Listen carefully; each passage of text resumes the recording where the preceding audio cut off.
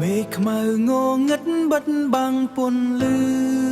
បិទបាំងគ្រប់យ៉ាងតំណក់ទឹកត្រជាក់ស្រង់លើស្មា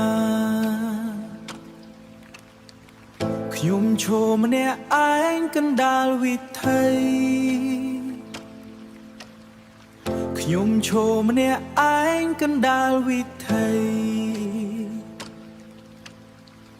ឲ្យទឹកភ្លៀងលាងជំរាំងទឹកភ្នែកដែលហូរមិនឈប់ក្នុងចិត្តស្រែកឲ្យអស់ពីដង្ហើមក្នុងព្យុះស្រែកឲ្យខ្លាំងឲ្យខ្យល់បងនាំភាពឈឺចាប់ទៅគ្មានអ្នកណាឃើញស្នាមទឹកភ្នែកព្រោះមេឃកំពុងយំជំនួសខ្ញុំរងចាំថ្ងៃថ្មីដែលគ្មានរូបអ្នកពាក្យសន្យាយ៉ាលាយបាត់តាមទឹករលាយអស់ហើយបេះដូងធ្លាប់កក់ក្ដៅប្រែជាត្រជាក់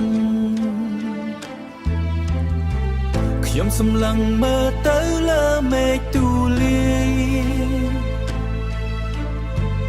ឃើញត្រឹមតែភាពទទេស្អាតឃើញត្រឹមតែភាពទទេស្អាតដែលបន្សល់ទុកឲ្យរូបខ្ញុំស្រែកឲ្យអស់ពីដង្ហើមក្នុងព្យុះស្រែកឲ្យខ្លាំងឲ្យខ្យល់បងនាំភាពឈឺចាប់ទៅគ្មានអ្នកណាឃើញស្នាមទឹកភ្នែកព្រោះមេឃកំពុងយំជំនួសខ្ញុំរងចាំថ្ងៃថ្មីដែលគ្មានរូបអ្នក